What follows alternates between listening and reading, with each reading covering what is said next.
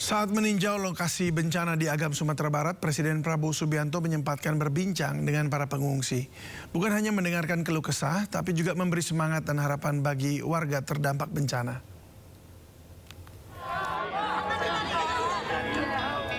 Presiden Prabowo Subianto tidak hanya mengecek kondisi bencana, Presiden juga mendengarkan curhatan para pengungsi. Mohon ya Pak ya, segera perbaiki kampung-kampung warga. Terima kasih, kebetulan saya sendiri di rumah. Saya yang bisa menyelamatkan diri Pak. Ketika kami bingung Pak, kemana lagi?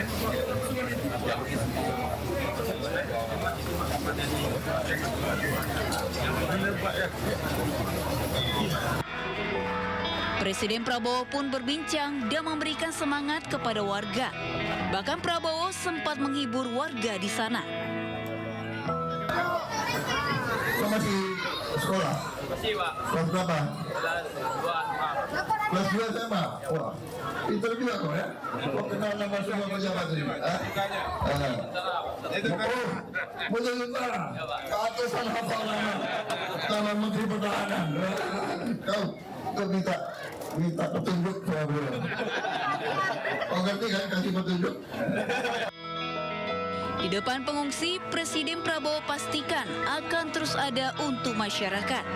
Bantuan dari pemerintah pusat pun akan terus disalurkan.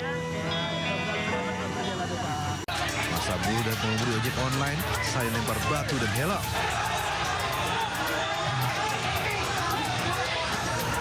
Bentrokan ini membuat warga sekitar panik dan arus lalu lintas sempat tersendat. Kepolisian dari Polres Purwakarta diterjunkan untuk meredam ketegangan dan mengamankan situasi. Seorang ojol yang mendatangi kelompok buruh seorang diri nyaris jadi sasaran kelompok buruh. Namun ojol ini diselamatkan oleh buruh lainnya.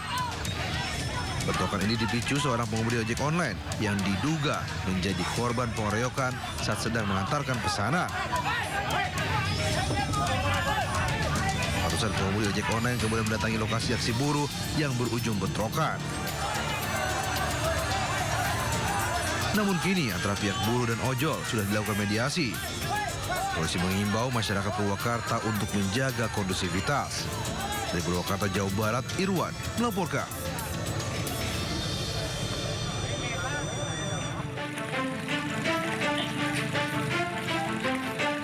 Inilah detik-detik saat jenazah Koirudin, warga perumahan Surya Kencana, Desa Grogol, Tulungan, Sidoarjo, saat hendak dimakamkan di TPU desa setempat.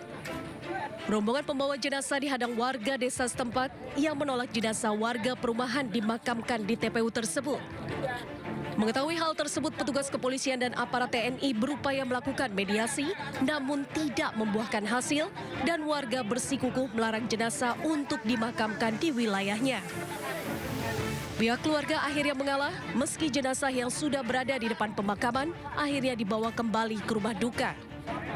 Ironisnya, rombongan pembawa keranda mengalami kesulitan lantaran akses jalan yang sempit sehingga terpaksa melewati tembok pembatas TPU untuk mengeluarkan keranda dari area pemakaman. Pemakaman penolakan tersebut diduga terkait sengketa fasilitas umum berupa jalan yang menuju makam. Warga desa mengklaim bahwa fasum tersebut milik desa dan bukan milik perumahan. Kini jenazah Koirudin dimakamkan di TPU Delta Praloyo di Candi Sidoarjo yang berjarak sekitar 12 km dari rumah duka.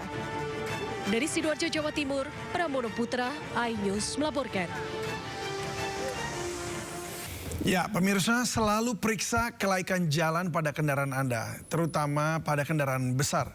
Di kawasan Jalan Alternatif Cibubur, sebuah truk kontainer mengalami insiden ban copot. Warga yang melihat kejadian segera berteriak memperingati pengemudi untuk memeriksa ban truk yang sudah hilang. Pengguna jalan di kawasan Jalan Alternatif Cibubur, kilometer 4 Jakarta Timur, digegerkan dengan insiden lepasnya ban truk trailer. Sopir truk mengaku tidak menyadari jika dua ban kendaraannya sudah lepas.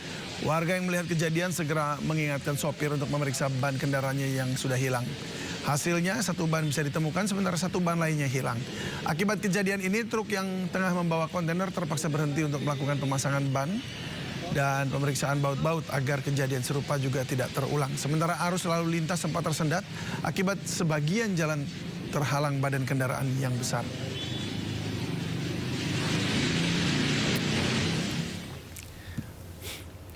Pemirsa, kita ke Stasiun Pasar Senen untuk informasi terkini seputar arus penumpang libur Natal dan Tahun Baru.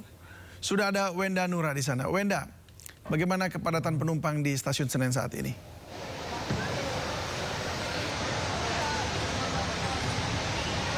Ya, selamat sore David dan juga pemirsa. Menjelang Hari Raya Natal dan Tahun Baru, ini memang sejumlah masyarakat sudah mulai melakukan perjalanan jarak jauh. Namun tidak hanya untuk mudik ataupun pulang kampung saja, tapi diantaranya juga ada yang memang pergi untuk berlibur. Dan saat ini kami melaporkan langsung di Stasiun Pasar Senen, di mana Stasiun Pasar Senen ini selalu menjadi stasiun keberangkatan ataupun tiba favorit di antara masyarakat di daerah Jakarta dan sekitarnya. Dan terbukti pada sore hari ini pun terlihat nampak ramai, terutama di jam-jam yang sudah mendekati jam keberangkatan kereta. Bisa dilihat David dan juga pemirsa di layar televisi Anda, beginilah suasana ataupun situasi di Stasiun Pasar Senen saat ini. Memang nampak ramai warga yang hendak bepergian membawa tas-tas besar, koper, dan juga ada juga yang baru tiba dengan membawa semacam oleh-oleh mungkin ya dari tempat mereka berasal begitu. Dan David, berdasarkan informasi yang kami terima, untuk periode Natal dan Tahun Baru 2026 kali ini, Stasiun Pasar Senen ini menyediakan lebih dari 1.700 perjalanan kereta api jarak jauh. Dan tentu angka ini meningkat sebanyak 10% jika dibandingkan dengan periode sebelumnya, yakni hanya ada perjalanan di sekitar 1.500 perjalanan saja. Dan Stasiun Pasar Senen ini memang salah satu stasiun yang perjalanannya ini lebih banyak dibandingkan dengan stasiun-stasiun lainnya yang berada di daerah operasi 1 PT KAI. Dan pada hari ini pun ada sebanyak 16.500 calon penumpang yang akan berangkat dari Stasiun Pasar Senen, dan juga ada lebih dari 13.200 penumpang yang tiba di Stasiun Pasar Senen. Dan ini memang angka ini sudah meningkat, dan okupasi ketersediaan tempat duduk yang kereta yang akan diberangkatkan hari ini mencapai 90%. Artinya memang masih ada ketersediaan tempat duduk, namun sangat tipis sekali. Nah, sedangkan untuk besok ini merupakan puncak dari arus Natal dan Tahun Baru, di mana okupasi yang diberangkatkan dari Stasiun Pasar Senen ini mencapai 95%. Artinya sangat tipis sekali sisa tempat duduk yang tersedia yang diberangkatkan dari Stasiun Pasar Senen, sehingga untuk Anda pemirsa yang akan berangkat dari Stasiun Pasar Senen, silahkan untuk segera membeli tiket perjalanan Anda, dikhawatirkan habis begitu ya, karena memang sangat tipis sekali ketersediaannya. Selain itu, siang hari tadi juga sudah ada beberapa petinggi-petinggi yang melakukan kunjungan ke Stasiun Pasar Senen, seperti ada juga dari Kemenhub, ada Kapolri, ada juga dari Kementerian PPA, dan tentu itu untuk meninjau langsung seperti apa kesiapan Stasiun Pasar Senen untuk arus mudik Natal dan Tahun Baru 2026. Sementara demikian, David. Baik, terima kasih Wenda Nura melaporkan langsung dari Stasiun Pasar Senen, Jakarta. Kami tunggu update selanjutnya.